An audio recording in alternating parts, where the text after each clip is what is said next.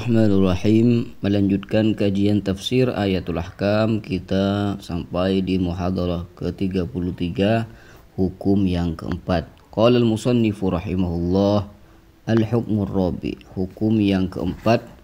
Mata tuqta'u yadus sarik, kapan tangan orang yang mencuri itu akan dipotong.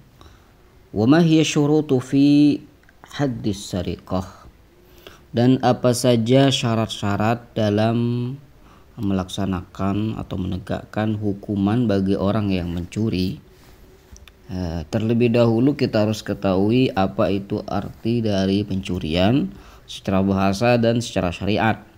As-sariqatu fil lughati akhdhul mali fi khafa. Yang dikatakan sariqah dalam syariat secara bahasa adalah mengambil sesuatu dengan cara yang tersembunyi dan menggunakan hilah. Jadi khafa ini sembunyi, dengan cara sembunyi, wahilah, dan menggunakan trik atau cara tertentu dalam mengambil harta tersebut. Wa ma fi syar'i, adapun dalam syariat pengertian dari pencurian adalah faqad 'arrafaha al-fuqaha bi annaha akhdhul 'aqilil balighi miqdaran makhsusan min al-mal khufyatan min hirzin ma'lumin biduni haqqin wala syubhah. Adalah mengambilnya orang yang akil, orang yang berakal. Jadi kalau orang gila itu tidak termasuk orang yang mencuri. Itu kalau mengambil harta orang lain maka tidak masuk dalam pencurian dalam istilah syariat. Al-baligh, jadi kalau anak kecil itu masih belum masuk ke kategori pencurian secara syariat. Miqdaran makhsusa, ukuran tertentu. Jadi ada berapa jumlah ya harta yang harus diambil sehingga bisa dikatakan pencurian secara syariat yang nantinya akan dihukum potong tangan. Minal mali khufyatan, ya. Jadi dia mengambil harta dengan ukuran tertentu dengan cara khufyah, samar. Diambilnya min hirzin, dari tempat yang tempat yang simpanan, merupakan simpanan, tempat simpanan dari harta tersebut. Ma'lumin biduni haq, tanpa didasari kebenaran dia mengambil hal tersebut. Wala syubhah, dan juga tidak ada unsur ketidakjelasan. Jadi betul-betul di harta orang lain diambil oleh dia. Jadi kalau misalkan mengambil harta orang lain, dia menduga bahwasanya harta tersebut adalah miliknya sehingga dia ambil dari tempat orang lain, maka itu tidak dikatakan pencurian secara syariat. Wasariqu innama summiya sariqan li'annahu ya'khudhu syai'a fi khafa. Sarik, kenapa dikatakan sarik? Sarik itu artinya pencuri. Karena dia mengambil sesuatu dengan cara yang samar. Wastaraqas sama', ada lafaz istaraqas sam'ah. Apa artinya istaraqas sam'ah? Istaraqas sam'ah artinya mencuri pendengaran. Idza tasamma'a mustakhfiyan, apabila dia mendengarkan dengan cara bersembunyi. Faqad uliyadi la yakunu fi mutlaqis sariqah. Jadi memotong tangan, ya, memotong tangan itu bukan dalam semua bentuk pencurian.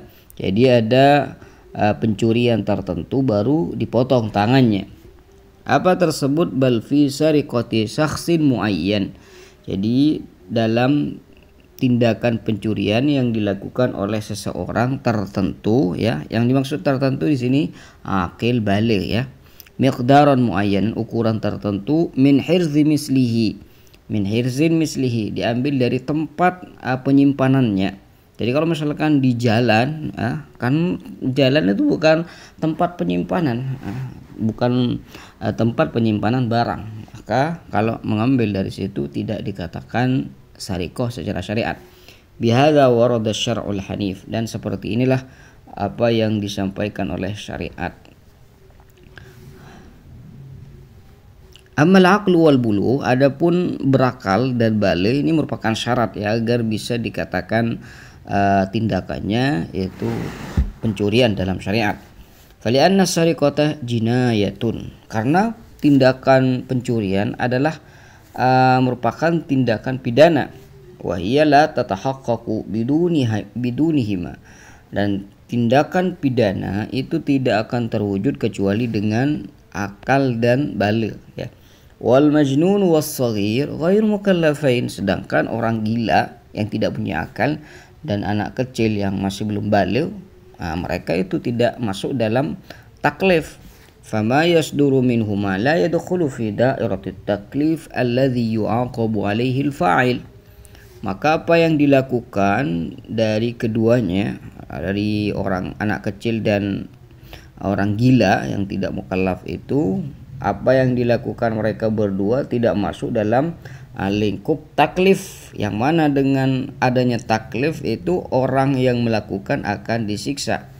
Wa in kanatis sariqah minas saghir la qat'a fiha illa annaha tadkhulu fi babit ta'zir. Tapi walaupun tindakan pencurian dari anak kecil itu tidak ada hukuman potong tangan, hanya saja tindakan tersebut masuk dalam kategori ta'zir ya, diberikan hukuman yang di bawah potong tangan gitu. Nah, ta'zir ini dipasrahkan atau ya dipasrahkan pada hakim. Entah hukuman apa yang akan diberikan oleh hakim, itu terserah hakim. Wa amal miqdar alladhi tuqta'u fihi al-yadu faqad ikhtalafa al-fuqaha'u fihi. Adapun ukuran ya, ukuran yang bisa dikatakan atau dikategorikan dalam sariqah, di mana konsekuensinya tangan orang yang mencuri itu akan dipotong, maka di sini dalam ukuran yang harus dicuri tersebut terjadi ikhtilaf fuqaha.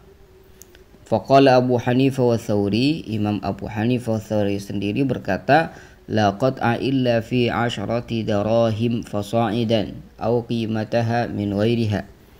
Tidak ada hukuman potong tangan kecuali dia mencuri sebanyak 10 dirham atau lebih, atau mencuri harta lain yang harganya sama seperti 10 dirham. Dirham itu kalau kita ukur dengan emas itu perkiraan 3 gram emas ya. Jadi dirham itu 3 gram. Tapi kalau dirham itu bukan ukurannya dengan emas tapi perak biasanya. Wa qala Malikun wasy-Syafi'i, Imam Malik wasy-Syafi'i, la qat'a illa fi rub'i dinar. Tidak ada hukuman potong tangan kecuali dalam 1/4 dinar. Nah, kalau dinar ini diukur dengan emas. 1 dinar ini sama dengan 4,1/4 ya gram. Au thalath darahim, atau 3 dirham. Hujjatul Hanafiyah ma ruwiya 'anil Nabi sallallahu alaihi wasallam annahu qala la qat'a fi ma duna 'ashrati darahim.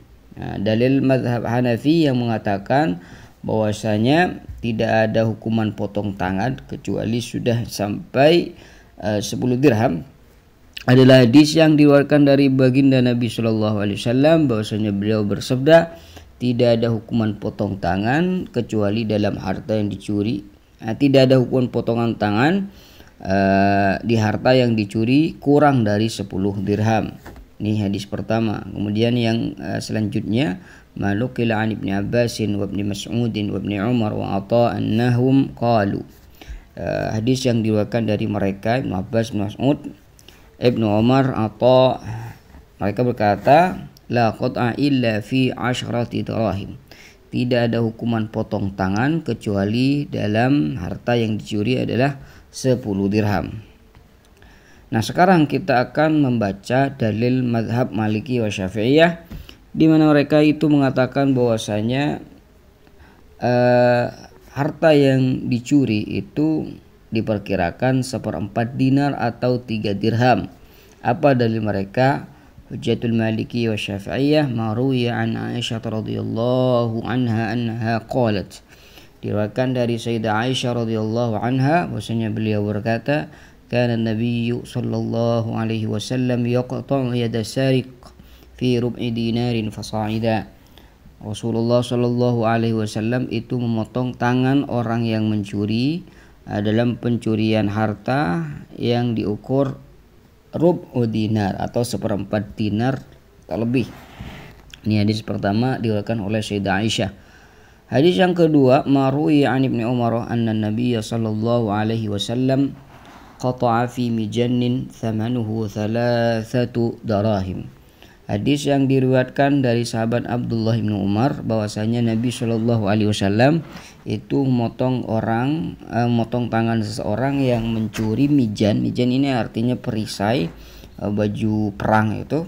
Di mana mijan tersebut harganya 3 dirham. Jadi ada seorang di zaman Nabi itu mencuri sebuah perisai yang harganya 3 dirham.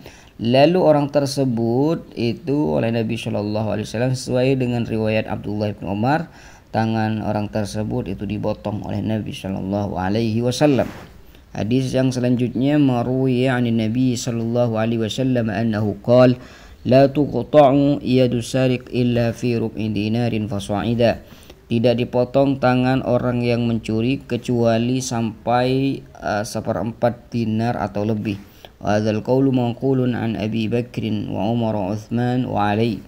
Dan perkataan ini artinya yang pendapat mazhab Maliki wa Syafi'iyah itu dinukil dari sahabat Abu Bakar, Umar, Utsman dan sahabat Ali radhiyallahu taala anhum ajma'in.